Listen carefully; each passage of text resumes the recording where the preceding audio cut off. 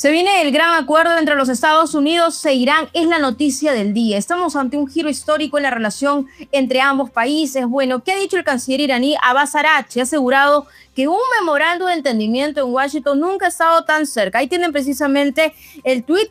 Dice, el memorando de entendimiento de Islamabad nunca ha estado más cerca. A la espera de su finalización, los medios deben abstenerse de entrar en especulaciones sobre su contenido. Bueno, hay que esperar con calma, ¿no? De acuerdo con nuestro enfoque responsable y transparente, todos los detalles se van a compartir con el público en el momento oportuno. Bueno, lo cierto es que el estrecho de Hormuz y también el programa nuclear iraní van a ser los temas donde todo el mundo va a colocar ese ojo. Porque sin lugar a dudas vamos a ver hasta qué punto también se ha podido negociar y cómo se ha abordado esta hoja de ruta entre Teherán y Washington. Y para mí es un verdadero placer estar en estos momentos con Ilan Busni, internacionalista desde Argentina. ¿Cómo estás, Ilan? ¿Qué tal, Carmen? Un gusto estar contigo, todo muy bien. Hablemos, por favor, Ilan, de este acuerdo que se estaría concretando entre los Estados Unidos e Irán, ¿no? Y que tiene también como uno de sus objetivos, seguro que ha trascendido, normalizar la situación en el estrecho de Hormuz, este paso marítimo que es fundamental porque por ahí precisamente pasa el 20% del crudo a nivel global. Yo diría que hay por lo menos dos temas centrales que están alrededor de este acuerdo. No solamente la cuestión de Hormuz, sino la cuestión de fondo, que es la cuestión nuclear. Y la gran pregunta es qué es lo que va a suceder con los 450 kilos de uranio enriquecidos que Irán los tiene enriquecidos en un 60%, y sobre todo los tiene bajo tierra después de lo que fueron los ataques del anteúltimo enfrentamiento que fue esta guerra de los 12 días del año 2025. La pregunta del millón es si esta idea que lidera la coalición de Donald Trump con el premier israelí Benjamín Netanyahu de la paz a través de la fuerza, finalmente este fin de semana o los primeros días de la semana que viene se verá plasmada en lo que puede ser un acuerdo mediado por Pakistán y del cual ya hay trascendidos, y esta es la gran noticia por parte de funcionarios iraníes, de que estarían de acuerdo en sentarse a negociar. Lo que pasa es lo que yo te diría que se podía prever de cierta manera, que es obviamente un montón de trascendidos fake news que circulan sobre todo en las redes sociales y que están poniendo en peligro nuevamente lo que se había acordado, a tal punto que ya no solamente Donald Trump salió a aclararlo, sino también el vicepresidente norteamericano, que sería quien ponga la firma a un posible acuerdo o memorándum de entendimiento entre los Estados Unidos y la República Islámica de Irán.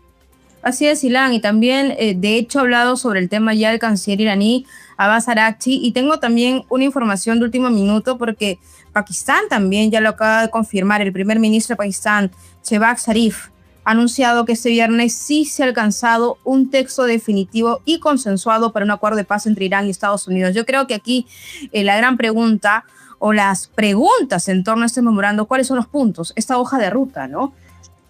Bueno, evidentemente los puntos, si nos ponemos de una perspectiva norteamericana, van a estar basados en lo que es el libre tránsito del estrecho de Hormuz, y también la pregunta es si con este acuerdo que se alcanza a partir de este momento o se abre una nueva mesa de negociación por una cantidad de días indefinidos respecto a la cuestión nuclear.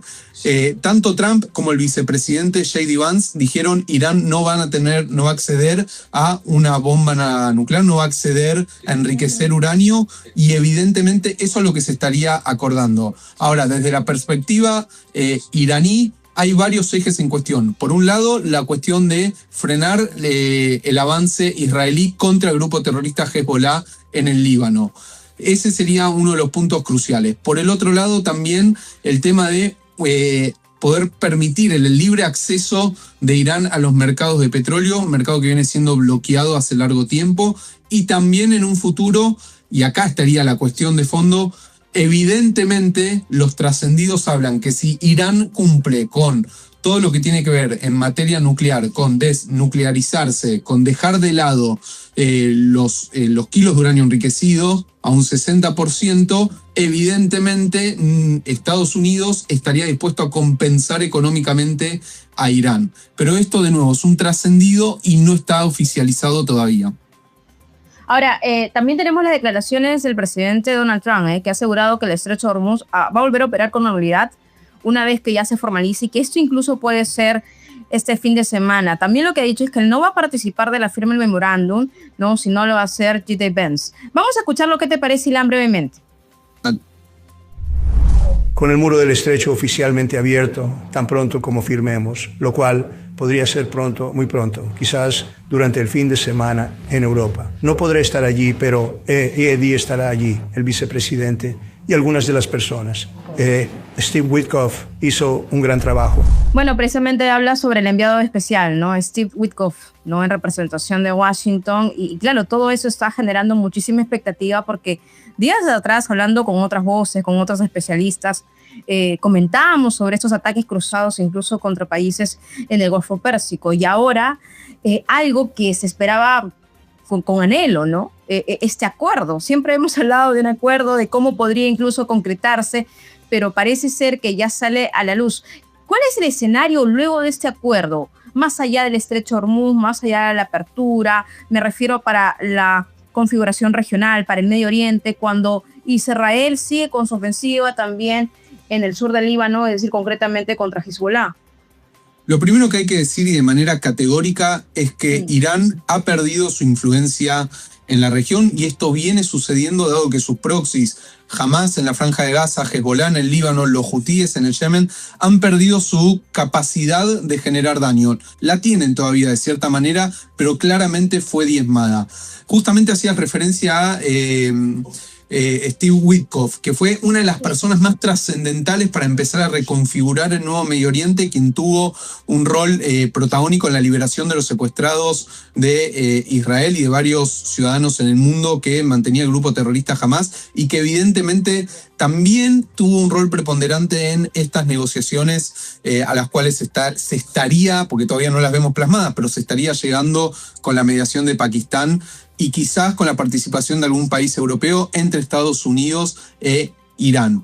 También hay que ver si esta idea que tuvo Donald Trump de decirle al público y también de cierta manera de ejercer una presión desde lo diplomático a los países como Arabia Saudita, Qatar o Kuwait de que se sumen a los acuerdos de paz, esta alianza de países árabes con Israel, que no solamente se mantuvo, sino que también se fortaleció durante la última guerra con Irán, quizás sea el gran anhelo y quizás sea el gran objetivo o el próximo gran objetivo de la administración Trump, mientras que vemos de reojo también lo que puede llegar a pasar en Cuba, porque no nos olvidemos que Trump dijo, una vez que se termina la cuestión de Irán, vamos a empezar a tratar el tema Cuba. Se abren un montón de aristas, pero sin lugar a dudas yo creo que el resumen de todo esto es un Irán debilitado, porque fijémonos que quien está tomando la negociación sería ni más ni menos, y es de manera confirmada, el ministro de Exteriores, Araghchi, y no los cuerpos de la Guardia Revolucionaria,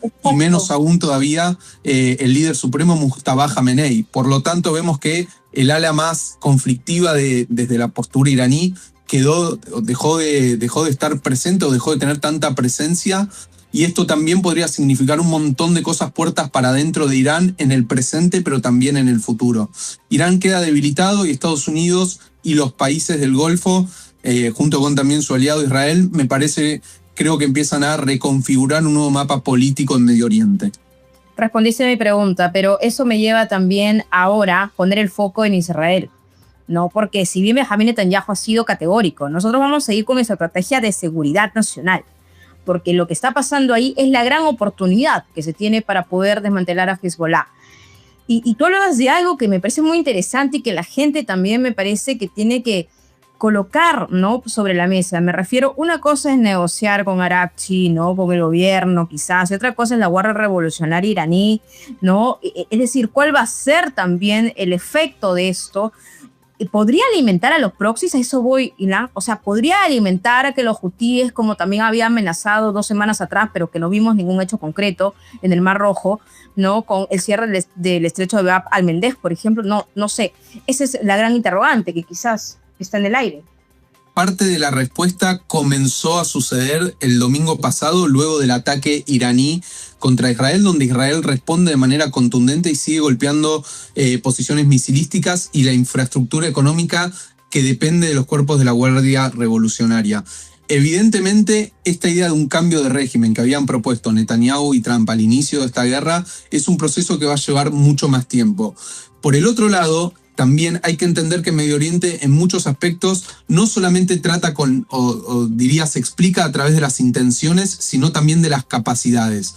Lo que quedó demostrado, sobre todo desde el 7 de octubre del 2023, es que las capacidades que tiene Israel de responder en un frente multitudinario, como fueron los 7 frentes de guerra que tuvo que enfrentar con Hamas, con la Yihad Islámica Palestina, con Hezbollah, con los hutíes, con Kataib Hezbollah desde Irak, con el gobierno de Bashar al-Assad en Siria y demás, demostró que tiene la capacidad suficiente para poder ir, obviamente con la ayuda de los Estados Unidos, pero capacidad, en fin, desarrollada por el Estado israelí, de ir contra quien le haga frente y quien intente destruir y poner en riesgo su seguridad.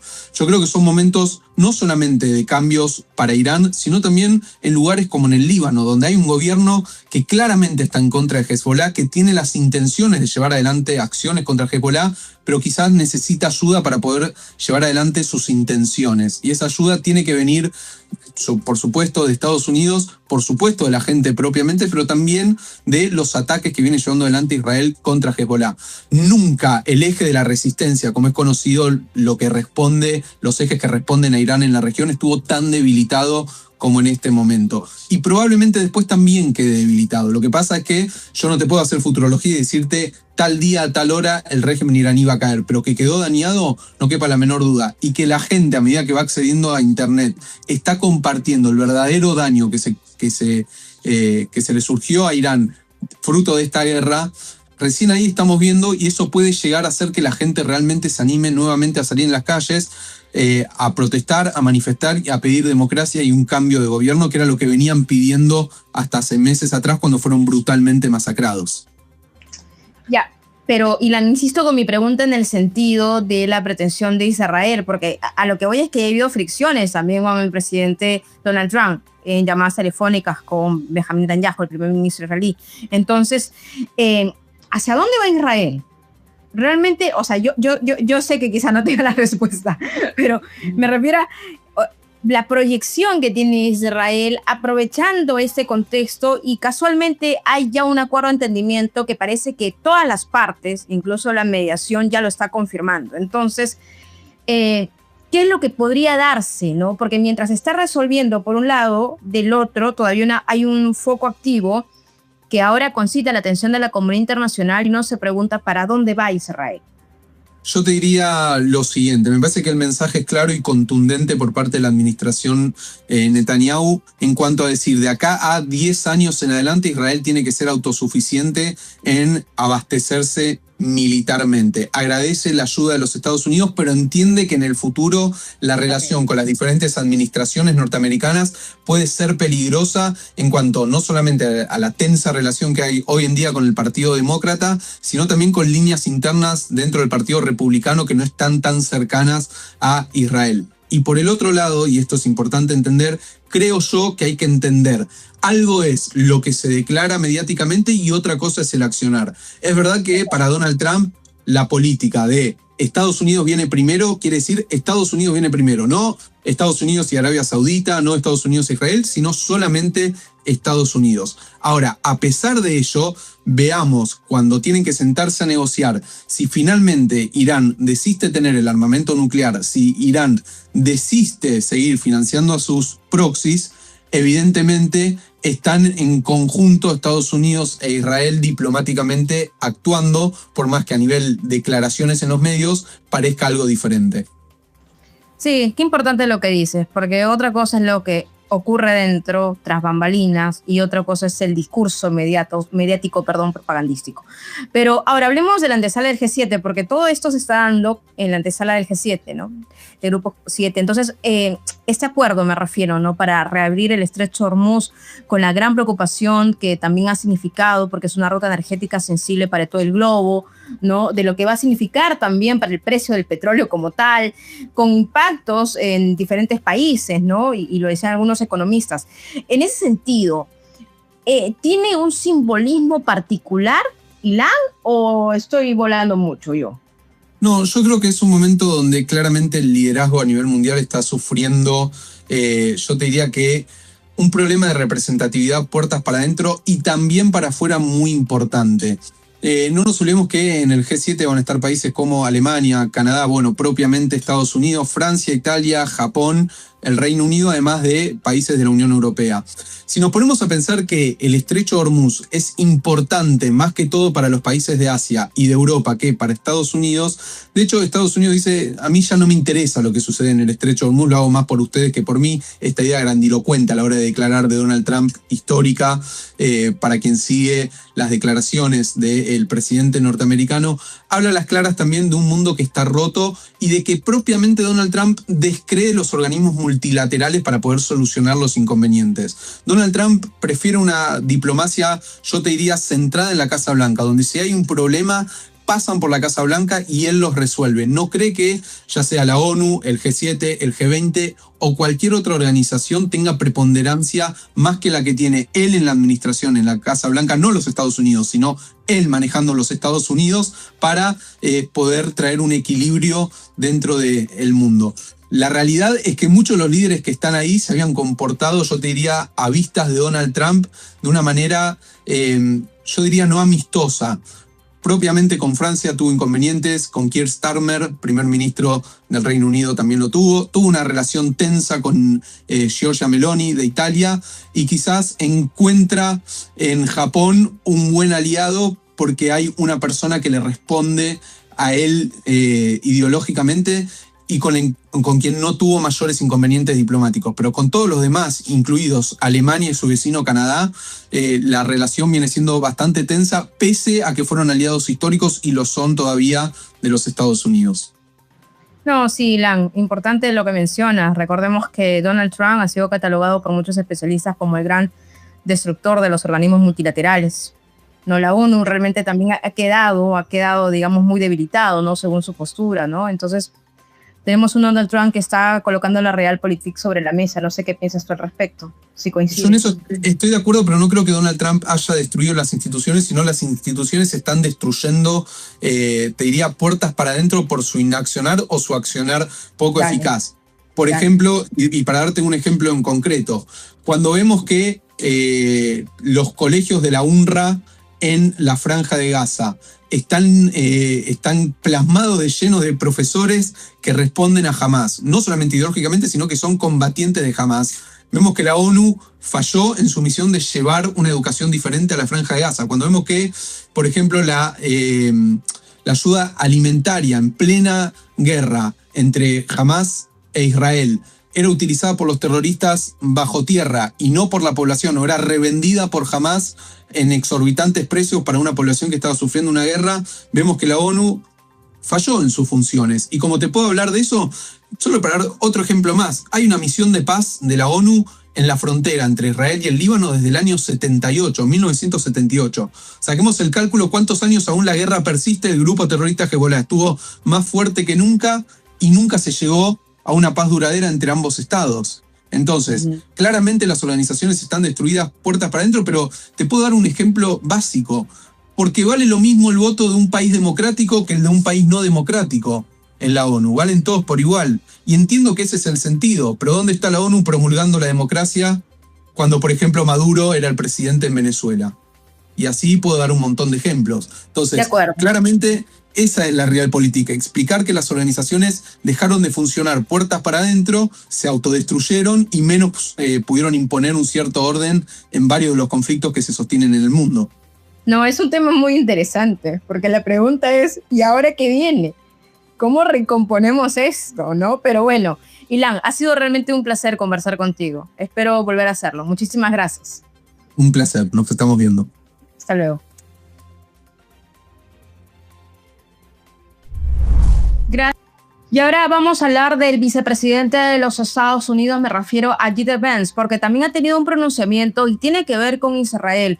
Ha mencionado que, sin lugar a dudas, Israel ha sido un aliado cercano, importante, fundamental de los Estados Unidos en Medio Oriente, pero ha subrayado que esa relación no implica una alineación automática de intereses en todos los escenarios. Recordemos también que en los últimos días y semanas ha habido fricciones entre el presidente de los Estados Unidos, Donald Trump, y el primer ministro israelí, Benjamin Netanyahu.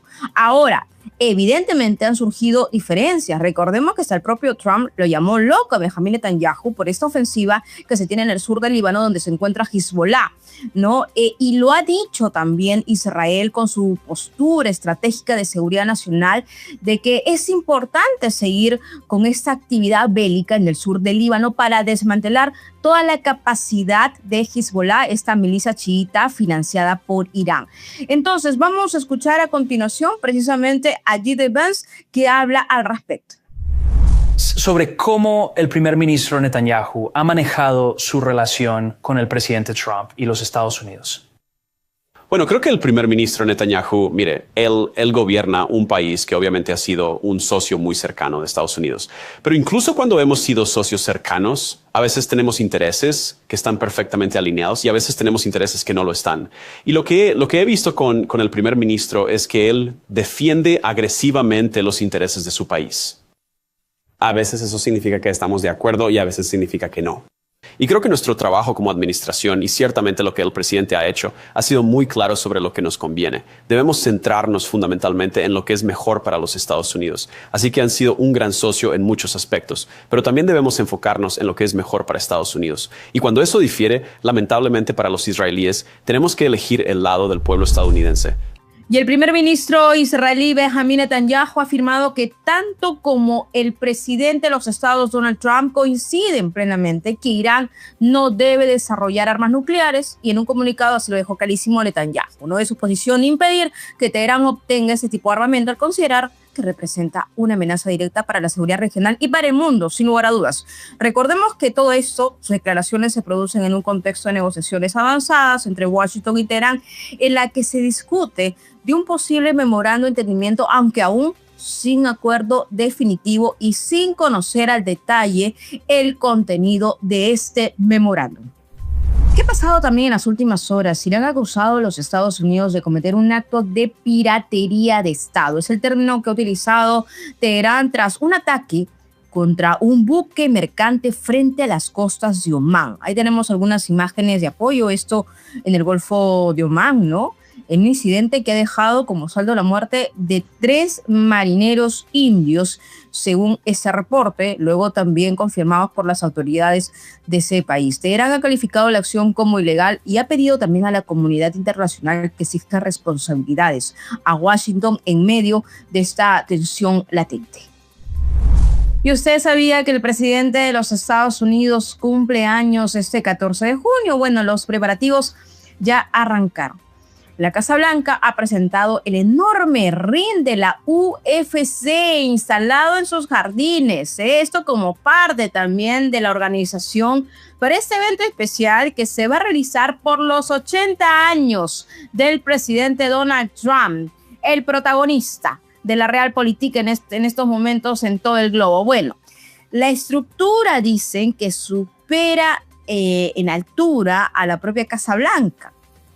Va a albergar un octógono donde se van a disputar combatientes de artes marciales mixtas ante miles de invitados. ¿Qué tal celebración?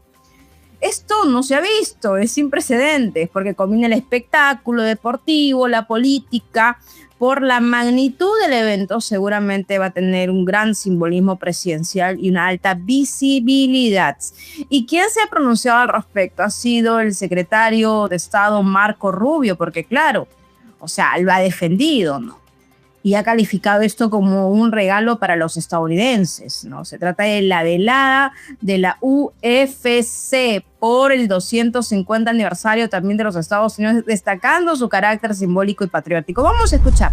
Y ya casi nunca se ve eso en muchos de los deportes, y no es una crítica a ninguno de esos deportes, sino un testimonio de y de por qué estamos tan emocionados, no solo por el domingo por la noche, sino por lo que esta marca significa para la capacidad de Estados Unidos de expandirse y llegar a diferentes partes del mundo. Verán estas tarjetas, las organizan en 17 o 18 jurisdicciones distintas. Espero, eso va a crecer, en mi opinión, a medida que crezcan los países a los que van y hacen esto. Pero al final será una empresa estadounidense y una marca estadounidense la que lleve este deporte, aunque sean sus luchadores quienes lleven este deporte a esos lugares, y esa es la definición del poder diplomático blando estadounidense. Y bueno, estamos emocionados de firmar esto hoy y estamos muy entusiasmados por el domingo. Nunca volveremos a ver algo así, muchachos, jamás. Estuve allí tarde anoche, estaban probando la pirotecnia. No voy a revelar nada más que decir que funcionan, fue bueno. El servicio secreto no estaba tan emocionado con las explosiones, pero todos los demás sí.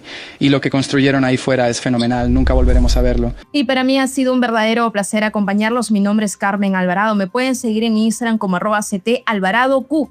Aproveche también este momento para suscribirse a nuestro canal de Gestión Mundo para estar actualizado con toda la coyuntura internacional. Importante mencionar que también tenemos nuestro canal de Gestión Perú con toda la información, con toda la actualidad vinculada a la economía, las finanzas, lo que realmente a usted le importa, los bolsillos. Pero bueno, ahí va a encontrar contenido de todo tipo. También puede activar la campanita y dejar sus comentarios. A propósito de este acuerdo, este memorándum que parece ser que ya está en la puerta y que viene siendo anunciado con bombos y platillos, ¿usted qué opina? ¿Hasta qué punto ha logrado avanzar Irán en esta negociación sobre sus temas particularmente sensibles? Y me refiero al programa nuclear iraní. Esperamos sus comentarios. Muchísimas gracias por acompañarnos. Hasta entonces.